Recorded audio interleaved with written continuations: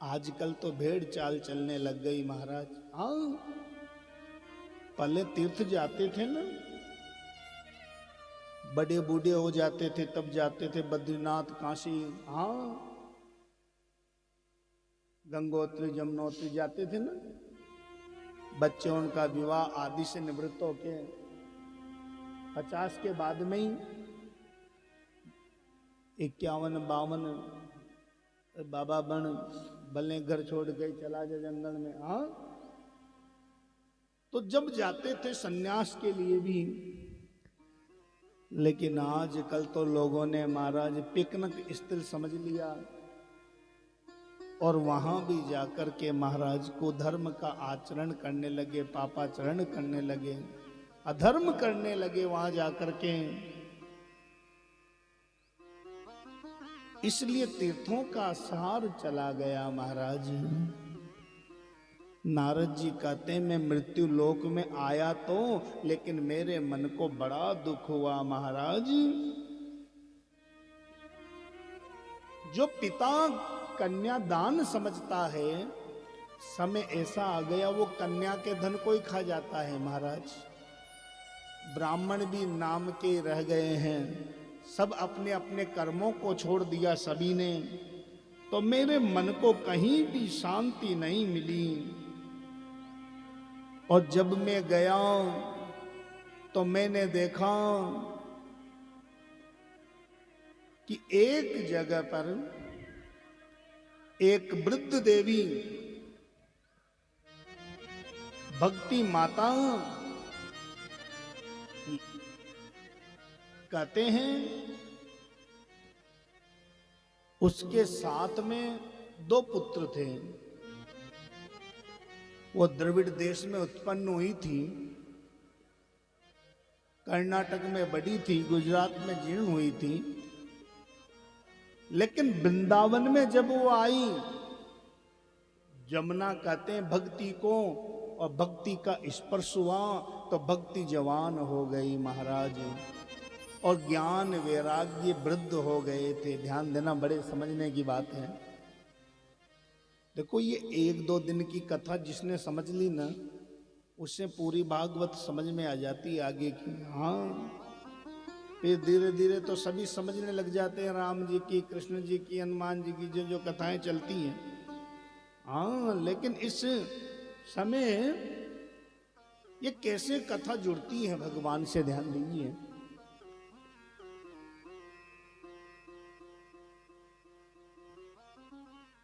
कहते हैं कि भक्ति देवी जवान हो गई, लेकिन ज्ञान वैराग्य वृद्ध होकर के पड़े थे। मां जवान हो, पुत्र बूढ़े हो जाए तो उस माता को कितनी तकलीफ होगी। भक्ति देवी देव ऋषि नारद को देखा तो पुकार रही थी, आवाज लगा रही थी और कह रही थी कि भो भो सादो क्षणं तिष्ठ मच्चिन्तामपि नाशय दर्शनं तव लोकस्य सर्वथा गहरं परम्। अरे महाराज रुकिए, अरे महाराज रुकिए, आपके दर्शन तो बड़े दुर्लभ हैं महाराज। संत रूप में देव ऋषि नारद ने देखा, पूछा कौन? वो कहने लगी मैं भक्ति हूं, ये मेरे पुत्र हैं ज्ञान वैराग्य। लेकिन काल योगेन जर्जरो, ये काल के प्रभाव से बूढ़े हो गए हैं। अब नारद जी ने खूब मंत्र फूके, गीता पाठ भी सुनाया, लेकिन ज्ञान वैराग्य का बुढ़ापा दूर नहीं कर सके महाराज। नारद जी घबरा गए कि कैसे इनका कष्ट दूर हो। तो आकाशवाणी हुई कि भक्ति का कष्ट मिटाना चाहते हो तो सत्कर्म करो। तो नारद जी ने विचार किया कि ये सत्कर्म नहीं तो सत्कर्म क्या है? तो जाकर के कहने लगे महाराज मैं नहीं जान पा रहा हूं कि सत्कर्म क्या है। तो उन्होंने कहा कि सत्कर्म सोच को नोना ज्ञान यज्ञ स्मृतैव है। श्रीमद्भागवतालाप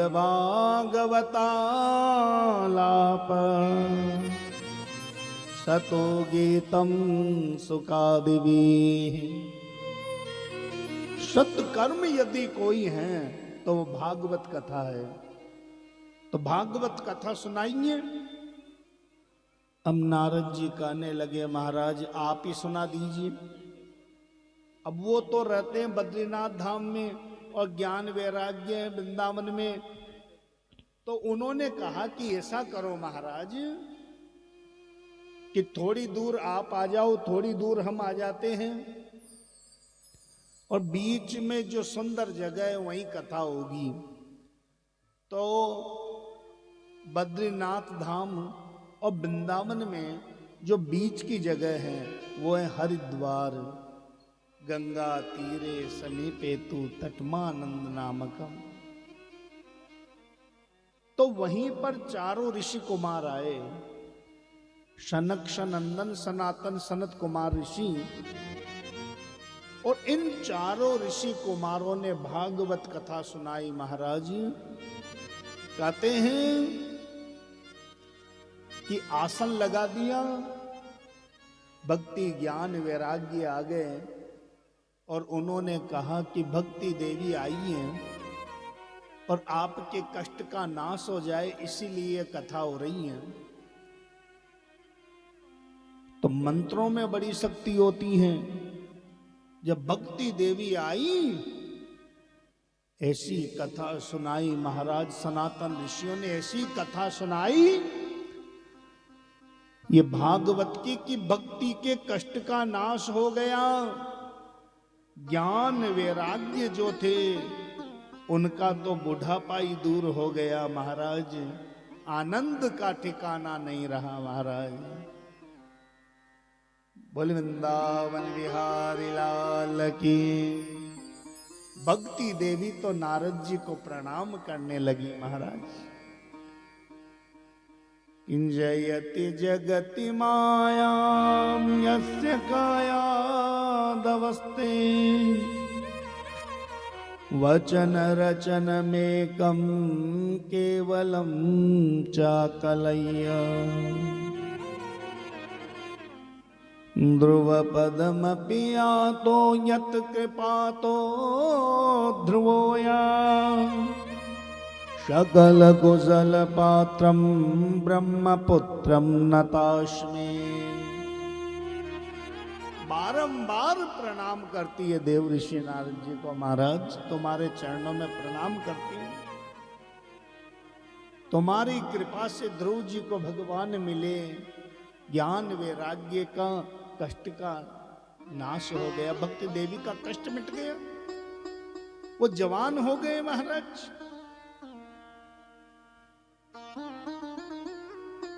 कहते हैं नारद जी ने भक्ति को कहा था तुम दुखी मत हो।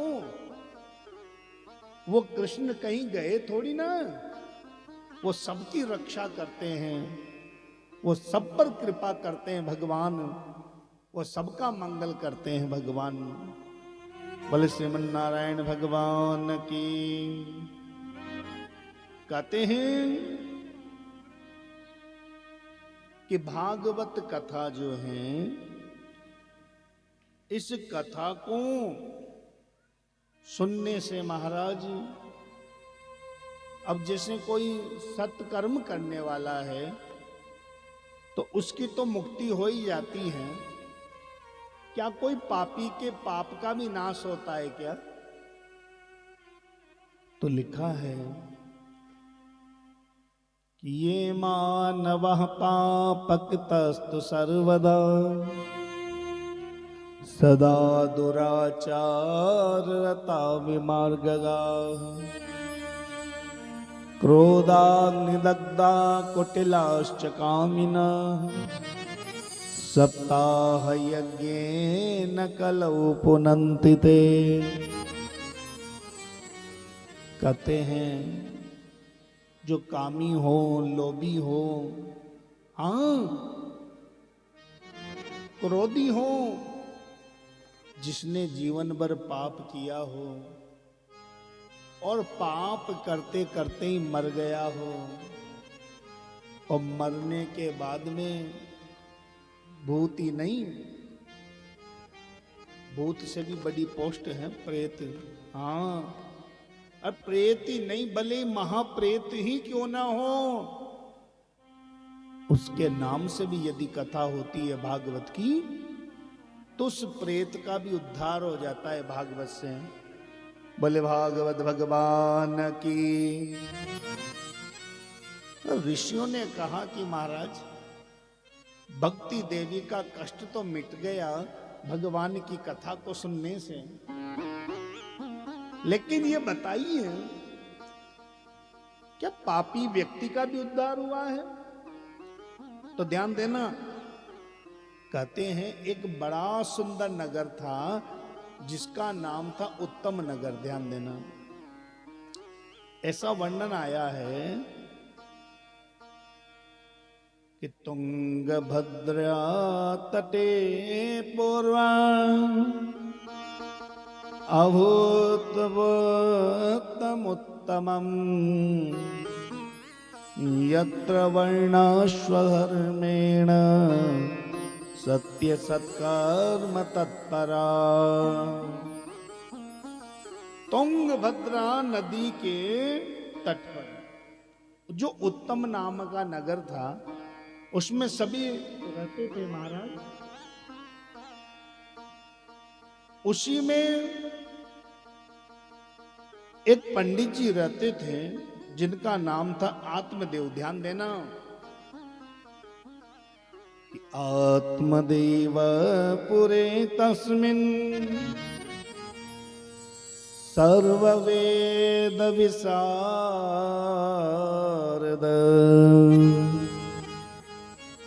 श्रोतस्मार्ते सुनिष्णातो द्वितीय इव भास्कर। आत्मदेव नाम के जो पंडित जी थे वो बड़े विद्वान थे, बड़े शास्त्रों के ज्ञाता थे। और ये मानिए जैसे द्वितीय भास्कर दूसरे भगवान सूर्य की तरह थे वो महाराज। और ज्यों ही आत्मदेव जी महाराज को देखा तो द्वितीय सूर्य नारायण की तरह लगते थे महाराज। और उनकी पत्नी का नाम था धुंधली। हाँ ध्यान देना, उनके घर संपत्ति की कोई कमी नहीं थी, घर की कोई कमी नहीं थी,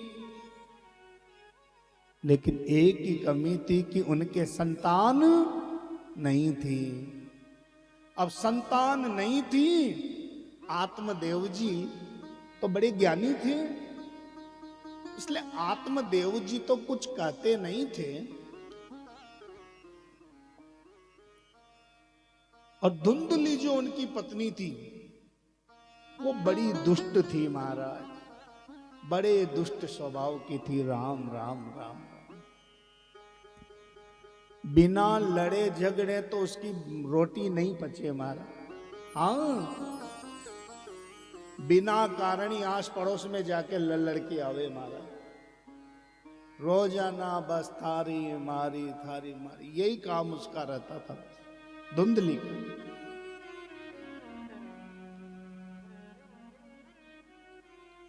उसका मन भी शुद्ध नहीं था, भाव भी शुद्ध नहीं था, तो भगवान कृपा कैसे करे? पंडित जी बड़े सीधे साधे थे, बड़े भोले थे आत्मदेव। उनके घर में गाय थी, उस गाय के भी कोई बछड़ा बछिया नहीं हुआ। और तुलसा जी जो थी जल डाले सूख जाती थी महाराज, जल डाले सूख जाती थी, तुलसी भी नहीं लगती थी। अब ये पड़ोसियों का आना जाना शुरू हुआ घर में महाराज। देखो पड़ोसी जीवन में अच्छे मिले हैं, समझना भगवान की कृपा है, वरना ऐसे ऐसे भी पड़ोसी होते हैं कि छोटी छोटी बात पे लड़ने के लिए तैयार हो जाते हैं महाराज, कि तुम्हारी तरफ से कचरा उड़ करके ये आया कैसे इधर। हाँ, छोटी छोटी बात पे लड़ पड़े महाराज, कोर्ट कचहरी है जाए। हाँ,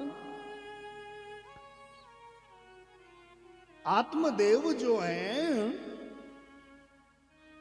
आत्मदेव के घर में पड़ोसियों का आना जाना हुआ, और जब आना जाना शुरू हुआ महाराज, कहने लगे कि सुनो, तुमने जीवन में सत्कर्म नहीं किया, इसलिए हमें लगता है तुम्हारे संतान नहीं है। अरे इस जन्म में तो कोई पाप नहीं किया भैया हमने, तो कहे कि पूर्व जन्म में किया होगा इसलिए तुम्हारे संतान नहीं है। हाँ, पड़ोसी जो थे ताना मारने लगे महाराज।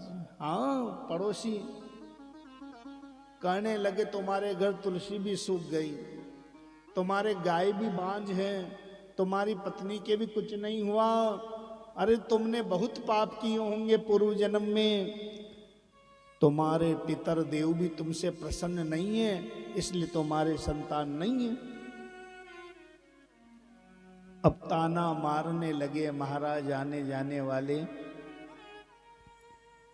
एक दिन आत्मदेव को इतनी गलानी हुई, इतनी गलानी हुई कि घर छोड़ करके सीधे वन में चले गए।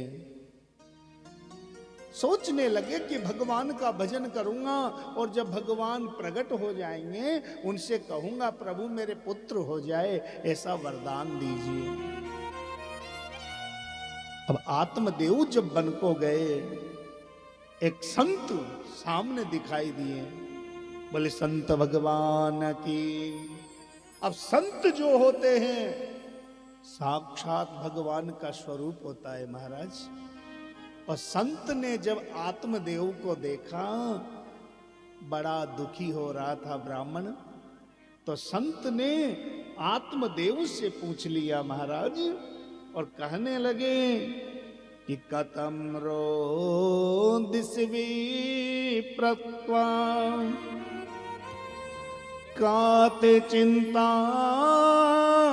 बलीयसी वदत्वं सत्वरं मह्या स्वस्य दुःखस्य कारणम्। अरे महाराज, तुम्हारे दुख का कारण क्या है बताइए महाराज। हाँ, वो कहने लगे कि महाराज मेरे संतान नहीं है, मेरे संतान नहीं है, संतान नहीं है। वो कहने लगे कि मुंचा ज्ञानम प्रजा रूपम बलिष्ठः कर्मणो गति है विवेकम तो समासाध्य तेज संसार वासनम, कि इस संसार में सार नहीं है। तुम पुत्र क्यों मांगना चाहते हो? कहने लगे कि पुत्र के बिना सुख नहीं है। तो संत ने आत्मदेव से कहा कि एक बात बताओ, जिन जिन के पुत्र हैं, जिन जिन के संतान हैं, उन सबसे पूछना कि वो सब सुखी हैं क्या? हाँ भाई, जिन जिन के पुत्र हैं वो सुखी हैं क्या? कहते हैं कि पुम नाम नरके त्रायते पुत्र है, पुम नाम नरक से पुत्र पिता को तार देता है। तो देखो, वही पुत्र पितरों को तार सकता है जो जीवन में सत्कर्म करता है। पुत्र हो करके यदि दारू पीने लग जाए, मांस मदिरा का सेवन करने लग जाए, भक्ष अभक्ष का ध्यान नहीं रखे, वो कर्म जीवन में करे, तो तो वो स्वर्ग में गए हुए पितरों को भी नरक में डाल देता है। इसलिए क्या करोगे ऐसे पुत्र को लेकर के? पुत्र यदि हो जाता है, होने के बाद में यदि मर जाता है, तो 2-4 महीने रोते हैं, क्या करे साहब, भाई साहब हुआ तो था लेकिन भाग्य में नहीं था। और होने के बाद में यदि पुत्र कुपुत्र हो जाए, तो माता पिता को जन्म भर रुलाता है वो, तो ऐसे पुत्र को लेकर के क्या करोगे? महाराज ने ललाट की रेखा देखी आत्मदेव की और कहने लगे कि मैं देख रहा हूं कि इस जन्म में ही नहीं, तुम्हारे 7 जन्मों तक भी कोई संतान नहीं है। पुत्रम नहीं बच। कहने लगे महाराज इस जन्म की कौन कहे 7 जन्मों तक संतान नहीं है। आत्मदेव चरणों में गिर पड़े कि महाराज 7 जन्मों का किसने देखा, मुझे तो इसी जन्म में पुत्र चाहिए, और यदि तुमने पुत्र नहीं दिया तो मैं प्राण त्याग दूंगा। महाराज रोने लगा वहीं आत्मदेव, माथा पीटने लगा। संत को दया आ गई महाराज, और झोली में से एक फल निकाला और आत्मदेव को दे दिया और कहा कि ये फल ले जाकर के तेरी पत्नी को खिला देना, इसी से तेरे संतान हो जाएगी। आत्मदेव दौड़े दौड़े चले आए और पत्नी को फल दे दिया कि देवी इस फल को खा लो, इसी से तुम्हारे संतान होगी। बड़ा खुश हुआ आत्मदेव। और धुंधली ने जब फल देखा वो बड़ी दुखी हुई। धुंधली ने विचार किया कि इस फल को कैसे खाऊं। मान लो फल को खाने से गर्भ रह गया तो वो तो बड़ी दुष्ट स्वभाव की थी।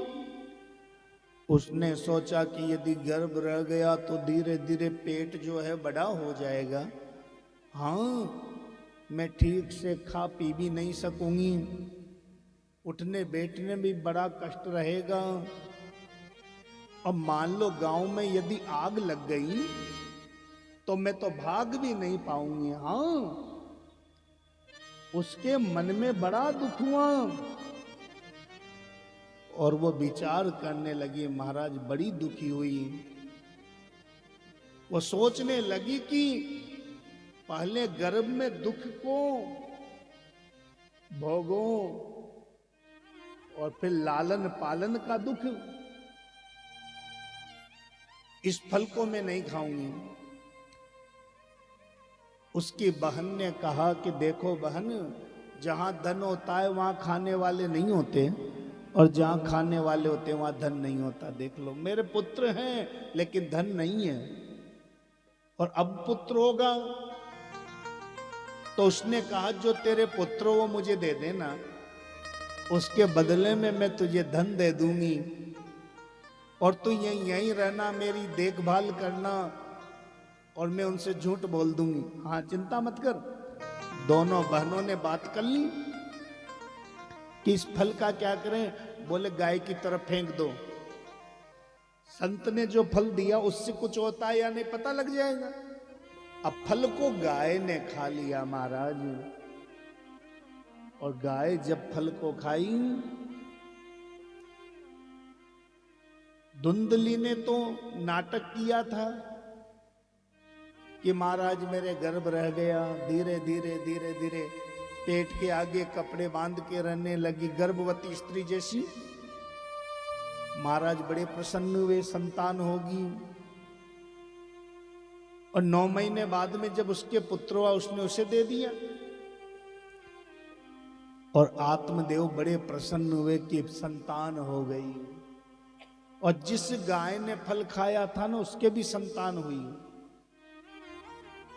हाथ पैर अपने जैसे ही थे उसके, केवल कान ही गाय जैसे थे। कान ही गाय जैसे थे, इसलिए उसका नाम गोकर्ण रखा। धुंधली ने सोचा गाय के भी संतान हो गई। आत्मदेव ने विचार किया मेरा नाम है आत्मदेव और मेरे बेटे का नाम रखूंगा परमात्म देव। धुंधली कहने लगी लो कर लो बात, 9 महीने तो मैंने गर्भ में रखा, नाम तुम रखोगे अब? अपने से मिलता जुलता नहीं, मेरा नाम है धुंधली और नाम रखूंगी इसका धुंधकारी, मेरे से मिलता जुलता। हाँ, धुंधुम करोती ही धुंधकारी ही, धुंधकारी नाम रख दिया महाराज। और कहते हैं यथा नाम तथा गुण, जैसा नाम था ना वही गुण भी आ गए उसमें। देखो एक बच्चा जिस घर में हो ना तो ज्यादा ध्यान रखना चाहिए, ये क्या खा रहा है, क्या पी रहा है, ये पैसे लेके कहाँ जाता है, क्या करता है। लेकिन यहाँ गलती हो गई माता पिता से। धुंधकारी केवे मैया पैसे दे दे, वो कह दे ले जा बेटा सब तेरा ही तो है, ले जा बेटा सब तेरा ही तो है। अब वो धीरे धीरे कुसंग में पड़ गया महाराज, और जब धीरे धीरे कुसंग में पड़ गया, धीरे धीरे जो है वो मदिरा का पान करने लगा महाराज। बड़ा दुष्ट हुआ धुंधकारी। गांव के बच्चे मोहल्ले गली के खेल भी रहे हों तो उठा करके कुएं में पटक देता था महाराज। इतना दुष्ट था धुंधकारी महाराज। सब लोग दुखी हो गए थे। गोकर्ण जी तो ज्ञान के भंडार थे जो गाय के हुए थे, लेकिन ये बड़ा दुष्ट हुआ था महाराज कि गोकर्ण पंडितो ज्ञानी धुंधकारी महाखल।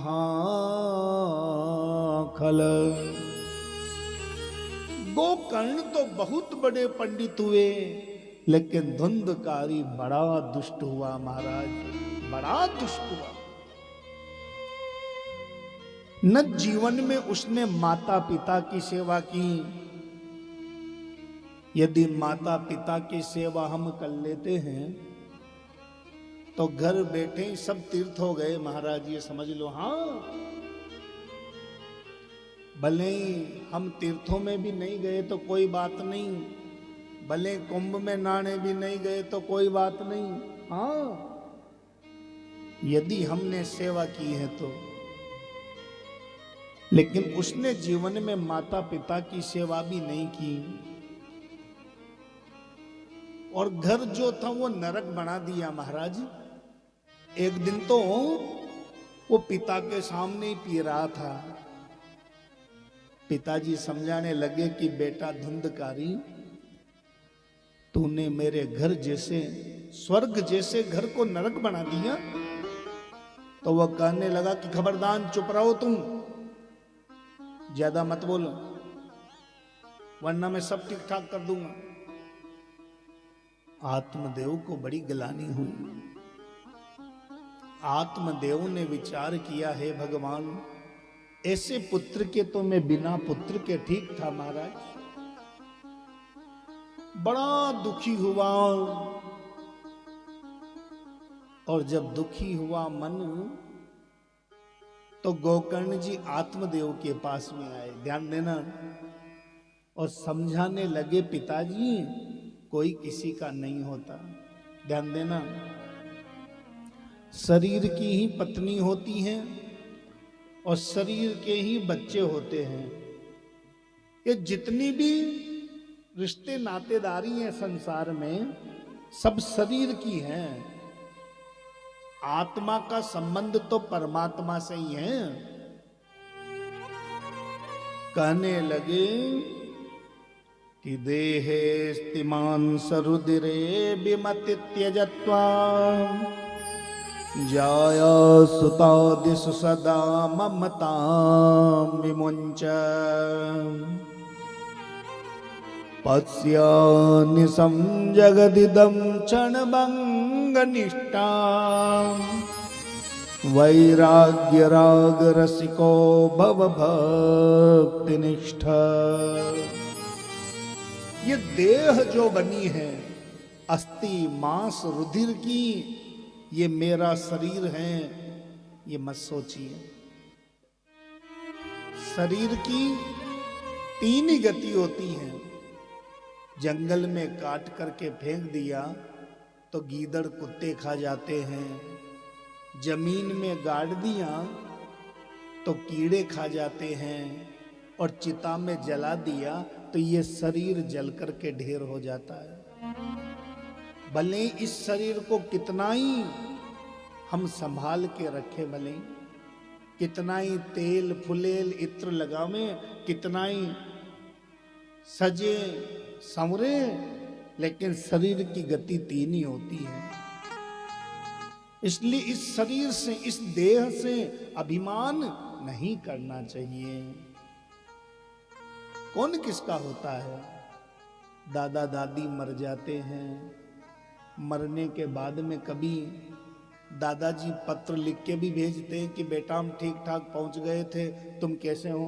हाँ? तो मतलब कोई किसी का नहीं है। जब तक जीवित हैं तब तक के ही रिश्ते नातेदारी हैं, बाद में कोई किसी का नहीं। शरीर जब चिता पर रख दिया जाता है तो साथ में क्या जाता है? वो परमात्मा का नाम ही, वो धर्म ही साथ में जाता है, वरना सब यहीं पर रह जाता है महाराज। कि धर्म भजस्वं सततं त्यज लोक धर्मान् सेवस्व साधु पुरुषान् जहि कामतृष्णाम् अन्यस्य दोष गुण चिंतनमास मुक्त्वा सेवा कथा रसमहो नितराम पिबत्वा। धर्म का अनुसरण करो और परमात्मा की कथा का पान करो, और सब कुछ छोड़ करके परमात्मा के चरणों में मन को लगाओ तो कल्याण हो जाएगा। ऐसा ज्ञान हुआ महाराज। हम लोग सोचते हैं ना कि ये मेरा, ये मेरा, ये मेरा, ये मेरा है। यदि सब मेरा है तो मरने के बाद में साथ में लेकर के क्यों नहीं जाते? कभी आंखें बंद करके विचार करके देखना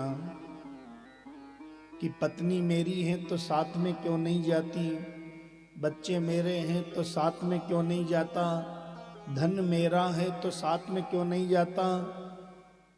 आंखें जो हैं धीरे धीरे अंधी हो जाती, हम रोक क्यों नहीं पाते? धीरे धीरे पैर जवाब दे जाते, हम रोक नहीं पाते। यहां तक कि इन हाथों पर भी अपना अधिकार नहीं है, ये उसकी शक्ति से चल रहा है सब कुछ।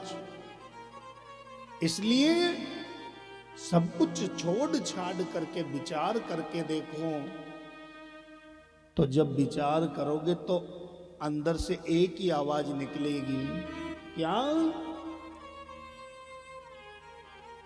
कि चल रे हंसा अमर लोक को, यहाँ न कोई तेरा है, जग वालों का हुआ अंधेरा, अपना हुआ सवेरा। तो परमात्मा ही अपने हैं, वरना अपना कोई है ही नहीं संसार में।